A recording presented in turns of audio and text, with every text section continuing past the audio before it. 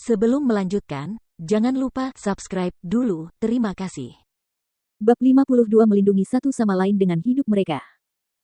Ketika mendengar suara-suara itu, wajahnya langsung berubah dan dalam sekejap, tubuhnya sudah bergerak ke arah itu.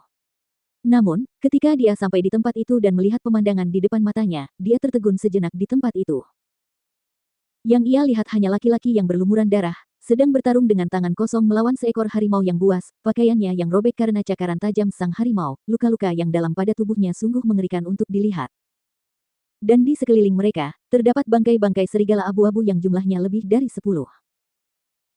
Tepat saat dia masih tercengang dengan kenyataan bahwa dia membunuh lebih dari 10 serigala abu-abu dengan kekuatannya sendiri dan masih bergulat dengan seekor harimau yang ganas, dia tiba-tiba melihatnya memutar tinjunya dan kekuatan mistis menyatu di sekitar tinjunya. Dengan suara keras, tinjunya menghantam harimau yang beratnya setidaknya beberapa ratus kaki dan membuatnya terpental ke udara. Melolong. Harimau buas itu melolong dengan menyedihkan dan jatuh terduduk ke tanah, berputar beberapa kali karena kekuatan itu. Dia bahkan mendengar suara retakan dari tulang harimau yang patah. Anak kecil. Guan Xilin berbalik dan berseru dengan gembira, mengangkat tangannya untuk menyeka darah dari wajahnya dan menyekanya dengan tergesa-gesa ke pakaiannya sebelum berlari ke arah Feng Jiu untuk berkata, "Anak kecil, aku pikir sesuatu terjadi padamu. Awas."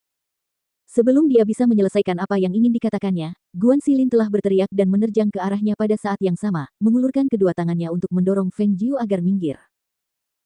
Kecepatan kejadian tersebut membuat Feng Jiu yang mendeteksi adanya bahaya yang mendekat dari belakang dan berbalik, tidak dapat menghindar tepat waktu dari Guan Xilin, dan terdorong ke tanah olehnya. Mengaum. Ark. Raungan marah dari harimau buas itu, diikuti oleh desahan dan teriakan Guan Xilin terdengar sebelum dia berkata, "Anak kecil, cepat, larilah." Perubahan kejadian yang tiba-tiba dan tak terduga itu membuat Feng Jiu tercengang saat dia menatap Guan Xilin yang berlumuran darah dan separuh bahunya terjepit di rahang harimau ganas itu. Matanya memerah dan dia segera menghunus belatinya dan menyerbu ke depan. Dasar binatang terkutuk. Dia melompat dan mencengkeram segenggam bulu, belati di tangannya dengan kejam menusuk leher binatang itu. Melolong.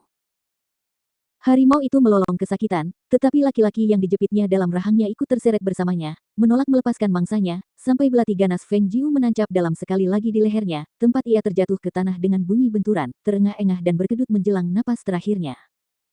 Guan Xilin. Guan Xilin, kau baik-baik saja. Dia sedikit panik saat dia membuka rahang harimau itu dan menyeretnya keluar, menatap bahunya yang berdarah dan lengan kanannya yang terkulai lemas. Jantungnya tiba-tiba bergetar sesaat. Cedera seperti ini. Tangannya. Anak kecil. Apakah kau terluka? Tanyanya dengan khawatir, suaranya terdengar agak lemah.